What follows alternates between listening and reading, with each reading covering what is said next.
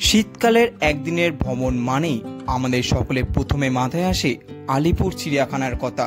তাই সেই দিন আমি অনলাইনে টিকিট কেটে চলে গেছিলাম আলিপুর চিড়িয়াখানাতে আপনাদেরকে সব নতুন আপডেট দেব বলে।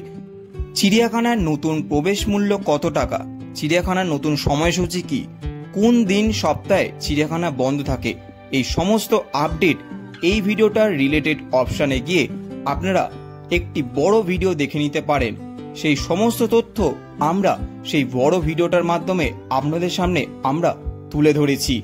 শীতকাল মানেই কিন্তু আলিপুর চিড়িয়াখানা এক বৈচিত্র্যময় জগৎ, যেখানে জীব জন্তু মিলিয়ে এক অদ্ভুত দর্শন করা যায়। সবকিছুই রয়েছে, তাহলে আর দেরি কিসের? এখনই টিকিট বুক করে কালকেই চলে যান আলিপুর চিড়িয়াখানাতে। এবং যাওয়ার আগে অবশ্যই এই ভিডিওটি দেখে নেবেন, কারণ এই ভিডিওটার রিলেটেড অপশানে গিয়ে কিন্তু আপনি এই বড় ভিডিওটি দেখতে পাবেন। এইখানেই কিন্তু আমরা সমস্তটা শেয়ার করেছি।